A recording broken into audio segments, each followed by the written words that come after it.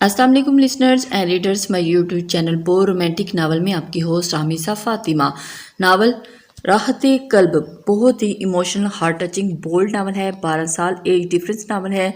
Video को like share और subscribe ज़रूर कर लीजिए ताकि आने वाली हर वीडियो आपके तक शेयर हो सके और वीडियो को एंड तक ज़रूर देखिएगा। आज की वीडियो बहुत ही बोल्ड होने जा रही है। बढ़ते हैं आज की एपिसोड की। जब तो बीजान की वजह से ही रो रही हूँ। वो मुझसे प्यार नहीं करती, वो सिर्फ इज़ा अपू और उनसे प्यार करती है। उसने उंगली रोहान की जानी बढ़ाई थी, जबकि इज़ा के नाम पर बीजान और फायजा बेगम ने उम्मीद भरी नज़रों से आलम साहब की तरफ देखा, लेकिन वो नज़रें चुरा गए। रोहान तो उसकी तरफ देख के ही उन्होंने रात को मुझे डांटा, ये बहुत गंदे हैं। अपने कमरे में शर्ट उतार कर उन्होंने मुझे बहुत बैड टच किया और मुझे कम। इससे पहले कि वो मजीद गोहर अफशानी करती, दादा जान ने भी उसे वार्न किया था। बीजान कल ही उनको रोहान और हाले के निकाह का फोन पर बता चुकी थी। बाकी सब सटपटा गए। रोहान तो धुआं हो गया। उसका बस नहीं चल रहा था कि वो सीधा इसको कर दे। वो अभी स्कूल से आई थी, सीधे अपने कमरे माँ के कमरे में गई और आंखें मूंदे चारपाई पर लेटी थी। वो जानती थी वो जाग रही हैं, इसलिए धीमा ही उन्हें पुकारा।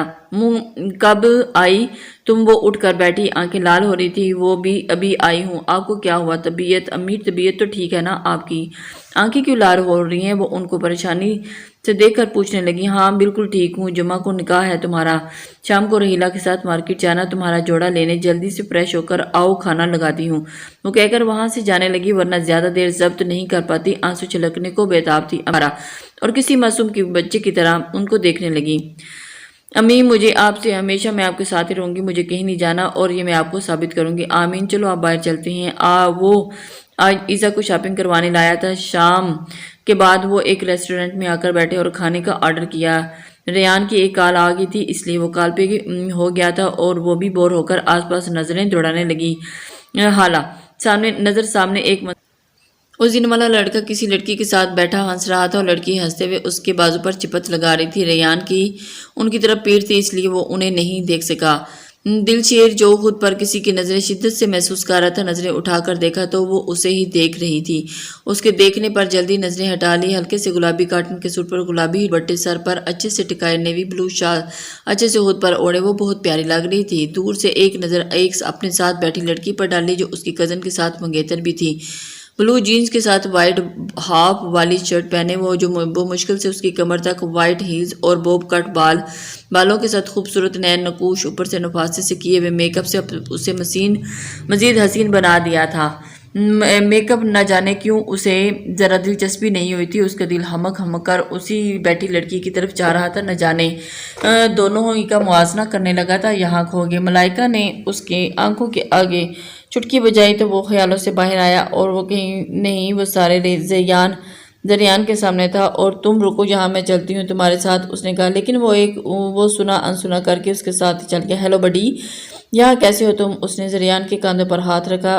मैं इज़्ज़त को शॉपिंग पर लेकर आया हूँ, तो सोचा डिनर करके घर चलते हैं। लेकिन तुम यहाँ कैसे? उसने बगल गिर होते पूछा और सामने से मलाइका नजर आई, जिसके नजर आते ही जरियान से हाथ मिलाया। तुम भी डिनर करने के लिए आए हो? दिलशेर ने जवाब दिया था। इज़ा को अलावा कोई नहीं था। इज़ा जरियान ने उसे पुकारा था। वो उसके पुकारने का मकसद समझकर फ़ौरन उसे खड़ा होकर सलाम किया। अलबत्ता हाथ बढ़ाने की गलती उसने दोबारा नहीं की थी। वो जानता था कि अब की बार उसकी बेइज्जती हो जाएगी। जरियान उन दोनों का तारुफ करवाया। इज़ा ये मेरा दोस्त है और ये मेरी छोटी बहन इज़ा आलम है, स्टडी की वजह से मेरे साथ ही जाती है। तारुफ के बाद उसने उन दोनों को अपने साथ डिनर पर इनवाइट किया, जबकि मलाइका का मूड ख़राब हो गया था। दिलशेर के साथ अकेले में टाइम स्पेंड करना चाहती थी। पिछले 1 महीने से वो उसे मिलने के लिए फोर्स कर रही थी, लेकिन आज जाकर वो माना था और अब सारा मूड ख़राब। अब तक उनका ऑर्डर भी आ गया तो वो दिखाने के लिए, लेकिन दिलशेर ने नोट किया कि इज़ा उसकी मौजूदगी कंफर्टेबल नहीं है और उसने पहलू बदल लिया, इसलिए जल्दी ही वो अलविदाई कलमात देकर उनको रुखसत किया। उसने कमरे में हर चीज़ को तहस नहस कर दी थी। कोई एक चीज़ भी अपनी हालत में नहीं थी। कैसे वो दोनों भाई एक बार फिर उसे मात दे गए थे। उसके निकाह का पता चला था, गुस्से से पागल हो गए थे। उसका बस नहीं चाह रहा था कि मिर्ज़ा ख़ानदान को आग लगा दे। पहले जरियान ने उसके बने बनाए प्लान पर पानी फेर दिया और अब रोहान उसकी सालों की मेहनत पर पानी फेर गया। वो नफरत करता था मिर्ज़ा ख़ानदान के लोगों से। वो एक शख्स को तड़पते हुए देखना चाहता था। उसने सोच लिया था अब सामने से खेलेगा। बहुत शराफत का ड्रामा कर लिया। अब उसे अपने इंतकाम के लिए भी बदला लेना था। جلدی سے فائزہ بیگم آگے آئی اور حالے کو زبردستی اسے پکڑ کر اس کے کمرے میں لے آئی۔ شکوہ کنار نظروں سے روحان کو دیکھتے ہوئے اس کے باپ کی سمت دیکھا۔ ہے بچی، اب تو میرے لیے بہت غلط کیا آپ نے، میرے بابا میرے ساتھ خوش تو بہت ہوں گے، آپ مجھے ذلیل ہوتا دیکھ کر اس نے غصے سے عالم صاحب سے دیکھا۔ جب تمہیں پتا تھا بچی ہے تو کس نے کہا تھا کہ ابھی سے تنگ کرو؟ صبر نہیں ہو رہا تھا، تمہاری ہی تھی۔ انہوں نے جلدی پر تیل کا کام کیا، ان کی بات پر تو اندر تک جل گیا تھا۔ اس کا بس نہیں چلا تھا کہ بچی کو جا کر دو راہ کے لگائے اور صاحب کے سامنے ذلیل کر کے رکھ دیا تھا۔ وہ حویلی سے غصہ ہوتا باہر نکل گیا تھا۔ آج اس کا نکاح تھا کہ محلے کی ایک لڑکی صبح سے آ کر اسے مہندی لگا کر گئی تھی۔ ہاتھوں پاؤں پر غور سے دیکھ رہی تھی، جس کا رنگ بہت ہی گہرا تھا۔ وہ بہت پرسکون تھی، لیکن اس کے دل میں ایک شور شرابہ تھا۔ بے یقینی تھی، وہ تو پہلے ہی اس کی گندی نظروں سے تنگ تھی، لیکن اب تو نکاح کر کے اس کے دسترس میں جانے والی تھی۔ وہ بہت خوفزدہ تھی، لیکن اپنی ماں کے لیے یہ سب کرنا تھا۔ وہ خیالوں میں اس قدر گم تھی کہ اسے خبر ہی نہیں ہوئی کب رائمہ بیگم اس کے ساتھ آ کر بیٹھی۔ کیا سوچ رہی ہے گڑیا؟ انہوں نے پیار سے پوچھا تو اس نے چونک کر ان کی طرف دیکھا جو پہلے کی طرح اداس لگ رہی تھی۔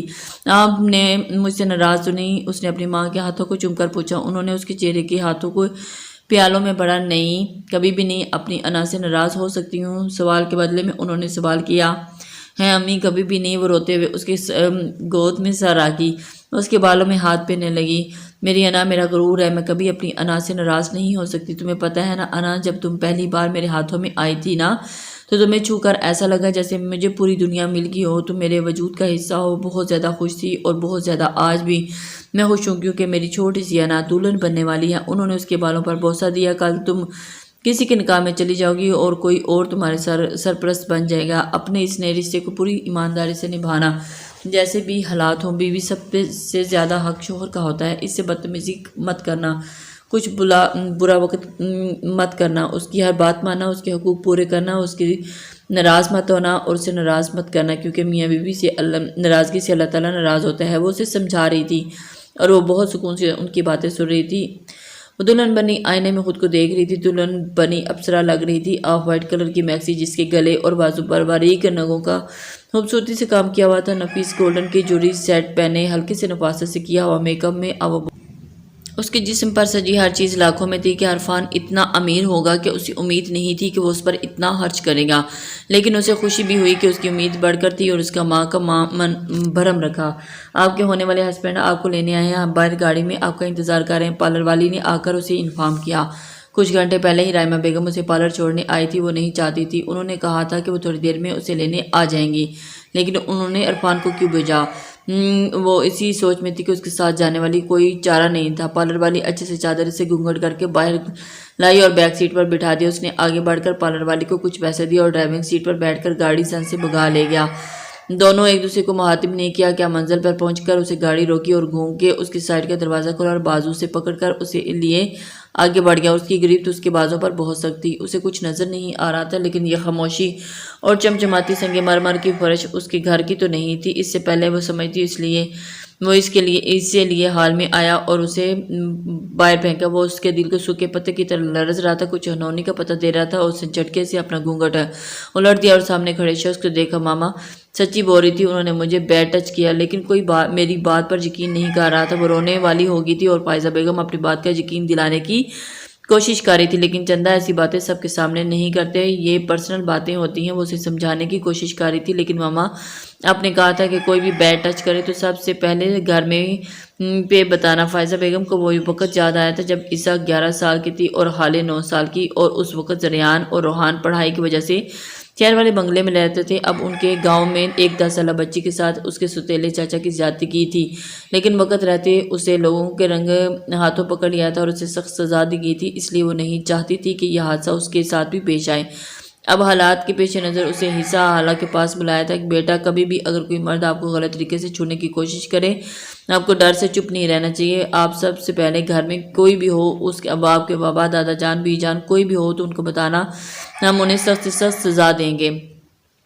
کاش وہ اسے یہ بھی سمجھا دیتے کہ شوہر کا چھونا بیڈ ٹچ نہیں ہوتا، تو آج ان کے بیٹے کے سامنے شرمندہ نہ ہونا پڑتا۔ لیکن بیٹا، وہ تو میں نے گندے لوگوں کے لیے کہا تھا، لیکن روحان تو اچھا ہے، آپ کا شوہر ہے، آپ کو چھو سکتے ہیں، اس کی بات ماننا آپ پر فرض ہے، ورنہ اللہ تعالیٰ ناراض ہو جائے گا۔ آسان لفظوں میں اسے سمجھا سکتی تھی، سمجھا رہی تھی، کیونکہ بچپن میں ہی اسے چھوٹے بچوں کی طرح لاڈ پیار دیا تھا۔ اب اس نے ایسا ماحول دیکھا ہی نہیں تھا کہ اسے سب چیزوں کی سمجھ ہو۔ لیکن بابا بھی تو آپ کے شوہر ہیں، وہ تو آپ کو بیڈ ٹچ نہیں کرتے نہ ڈانٹتے ہیں۔ ان کی بات سن کر فائزہ کا دل کیا کہ اپنا سر دیوار پر دے، مرتی کب بڑی ہوگی، ان کی یہ لاڈلی ان کو اپنے بیٹے کی فکر لگی تھی۔ اس حال میں اب زیادہ بحث مت کرو۔ اس کے بعد روحان ان سے ایسی کبھی بات نہیں بتانا، وہ آپ کا شوہر ہے، اس کا حق ہے، آپ کو جیسے چاہے پیار کر سکتا ہے، آپ بھی ان سے پیار کرنا، ان کا خیال رکھنا، وہ بھی آپ کا خیال رکھیں گے، مزید شکایت نہ سنوں میں، انہوں نے سختی سے کہا۔ سمجھ گئی نا؟ انہوں نے اس کے چہرے کو غور سے دیکھتے ہوئے پوچھا، جہاں اس کے گالوں پر ہلکا ہلکا گلابی پن تھا۔ اس نے اس بات میں سر ہلایا، نہیں خوشی ہوئی، چلو سب کچھ تو وہ چلو سب نہ صحیح کچھ تو وہ سمجھ گئی تھی۔ وہ کون تھا؟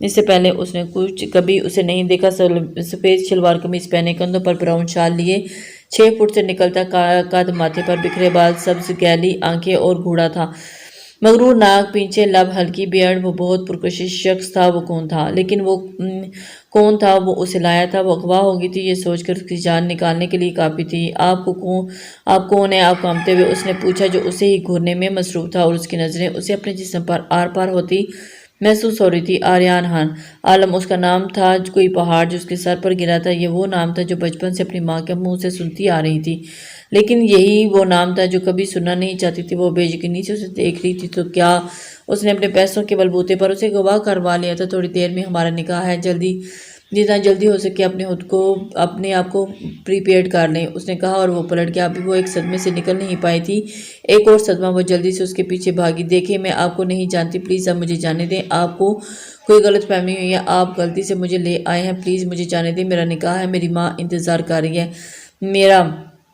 اگر وہاں نہیں ملی تو میری امی پریشان ہو جائیں گی، پلیز مجھے جانے دیں۔ وہ روتے روتے اس کے پیچھے چلتی منتیں کر رہی تھی، لیکن وہ رکا نہیں، اور باہر نکل کر اس نے پورچ پہ کھڑے گارڈ سے کچھ کہا اور گاڑی سے بیٹھتے باہر نکل گیا، اور گارڈز نے اس کا راستہ روک لیا، لیکن نظر اٹھا کر دیکھنے کی ہمت نہیں کی۔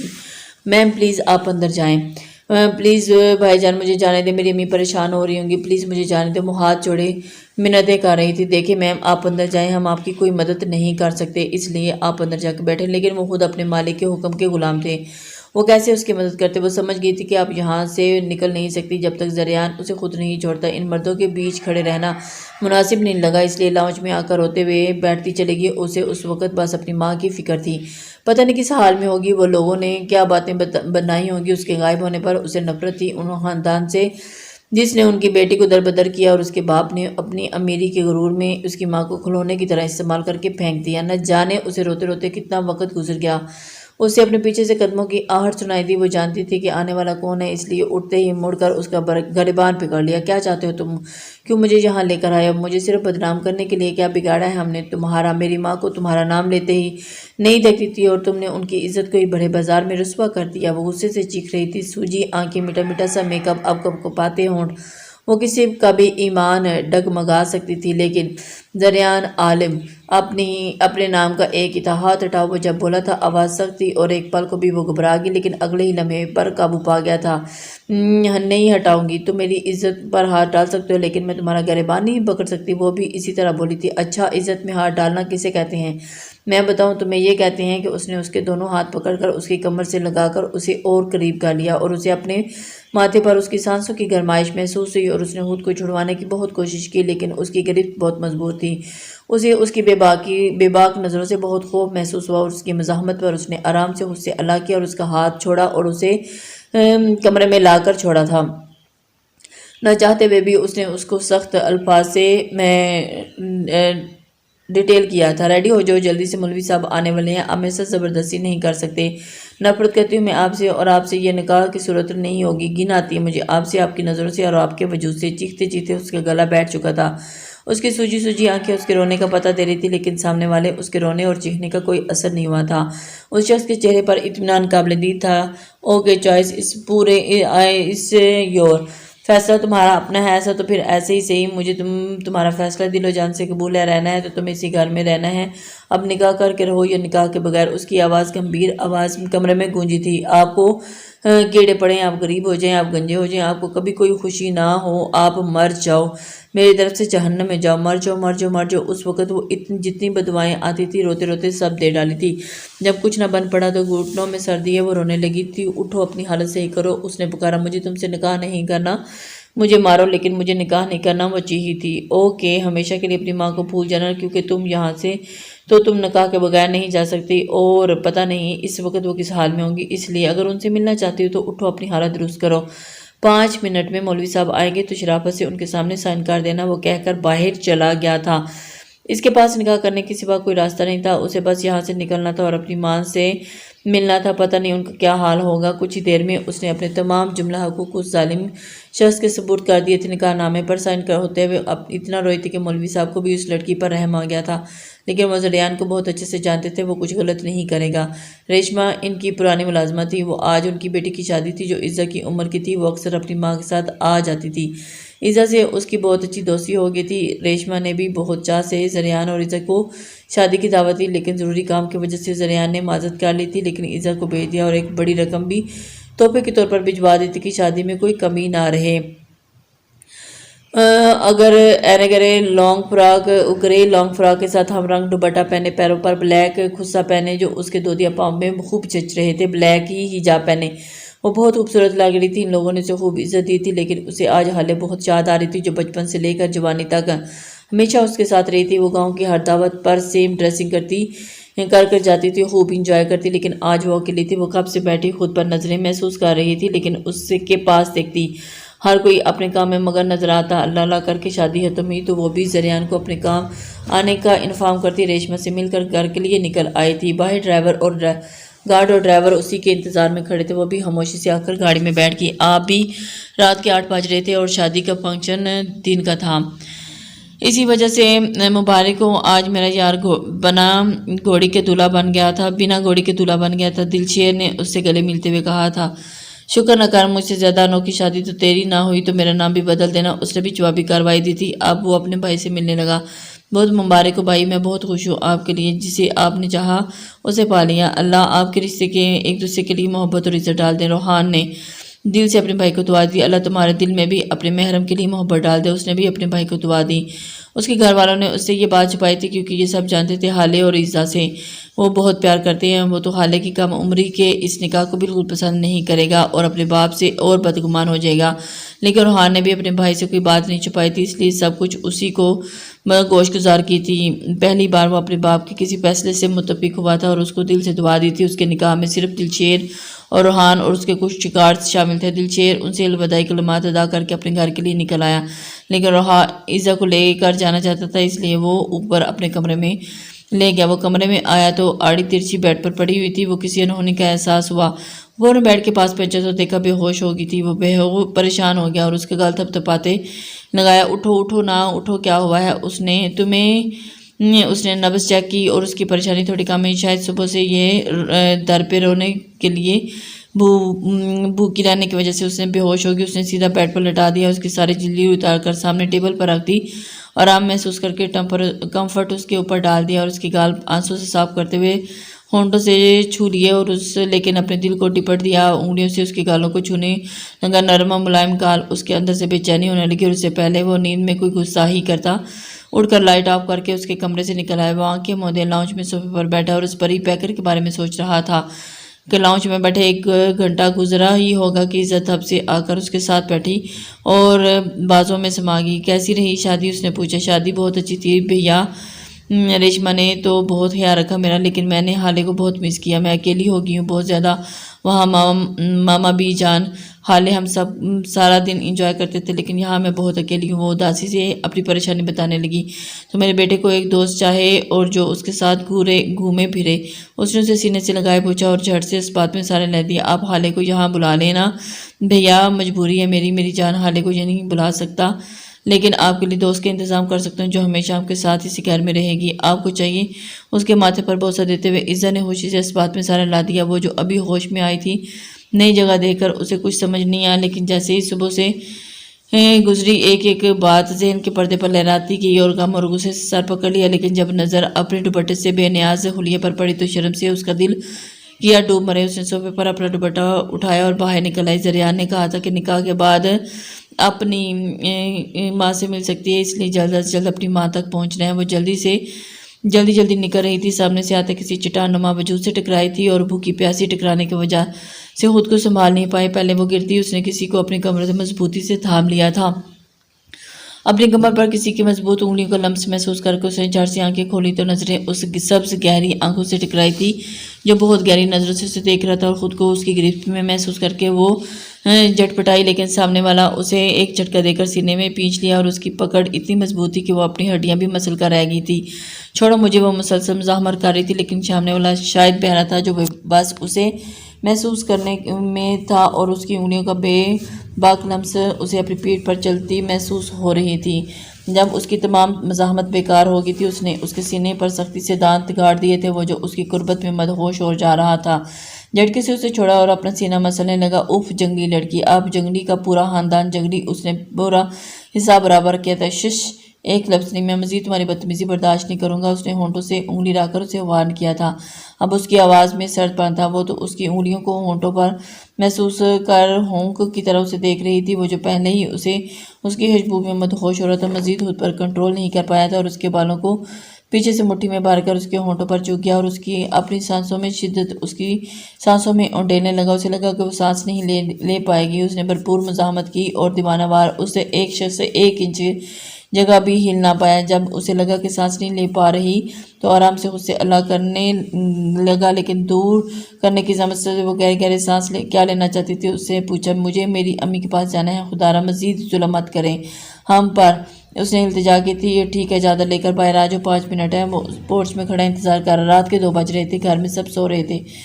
پورے راستے میں دونوں ایک دوسرے سے کوئی بات نہیں کی۔ اس نے سوچ لیا تھا ایک بار وہ گھر پہنچ گئی تو ہرگز واپس نہیں آئے گی، سیدھا تھانے جا کر اس کے خلاف کڈنیپنگ کا کیس کرے گی۔ جب گاڑی جانے پہچانے راستوں پر چلنے لگی تو اس نے اپنی آنسوں پر باندھنا مشکل ہو گیا تھا۔ وہ آنسو آنکھوں سے نکل کر گالوں پر بہنے لگے۔ زریان جو کب سے برداشت کر رہا تھا، گاڑی جھٹکے سے رکی تھی۔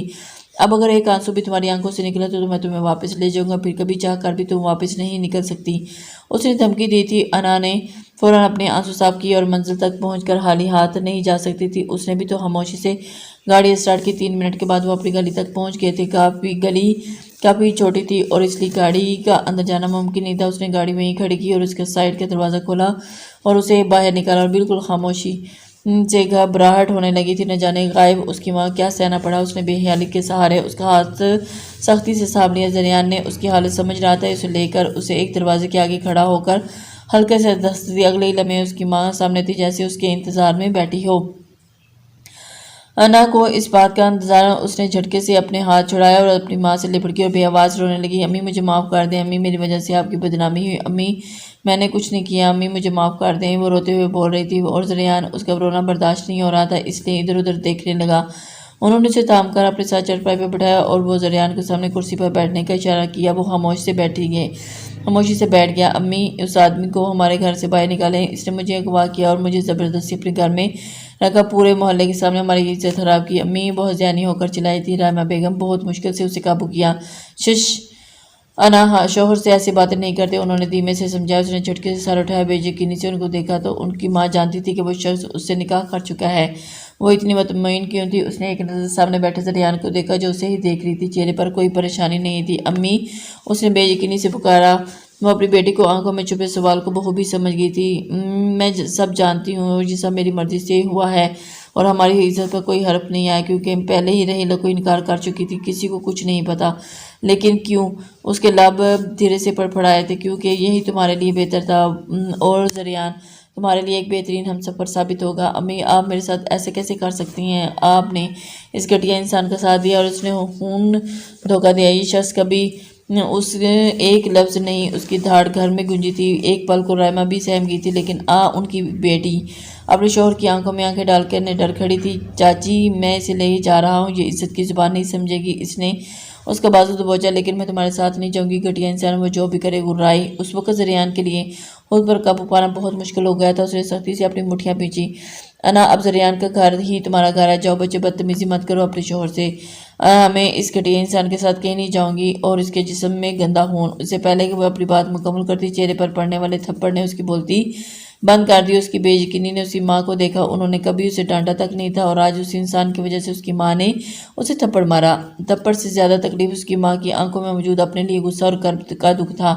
اگر اسے یہ تھپڑ رائمہ بیگم نہیں مارتی تو وہ جان سے مار دیتا، جس نے اس کے خاندان ان پر گالی دی ہو، لیکن رائمہ بیگم کی وجہ سے وہ برداشت کر گیا، کیونکہ وہ اس عورت کو ہرگز تکلیف نہیں دے سکتا تھا۔ جاؤ تم اب اس کے گھر میں تبھی آنا جب تم زریان کے ساتھ اپنا رویہ درست کر لو، اس سے پہلے کہ تمہارے لیے اس گھر میں کوئی جگہ نہیں ہے۔ وہ سختی سے کہہ کر اس سے منہ موڑ گئی تھی۔ اس نے نفرت سے زریان کی جانب دیکھا، اور اس کی ماں نے اس کی زندگی میں 20 سالوں میں کبھی اسے سختی سے بات نہیں کی، مارنا تو دور کی بات تھی، لیکن آج اس گھٹیا انسان کی وجہ سے اس کی ماں کی چبن چھن گئی اور وہ بنا کچھ کہے گھر سے نکل گئی تھی۔ گاڑی میں جا کر بیٹھ گئی۔ زریان نے رائمہ بیگم کو ہونٹ سے لگا کر تسلی دی۔ آج انہوں نے پہلی بار اپنی بیٹی پر ہاتھ اٹھایا، لیکن وہ اس کی بہتری کے لیے، کیونکہ انہیں گہری سانس لی اور کمرے کی طرف بڑھ گئی۔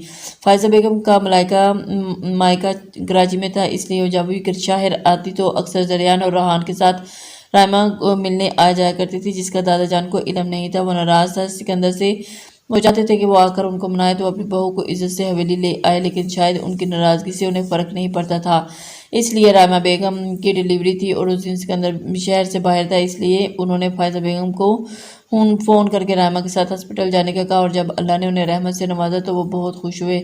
زریان تو اس چھوٹی سی گڑیا کی گال چومے جا رہا تھا۔ رائمہ آج بھی میرے لیے زریان کی، فائزہ بیگم نے مسکراتے ہوئے کہا۔ بھابی جان آپ کی بیٹی ہے، مجھے کوئی اعتراض نہیں، خوش دلی سے کہا۔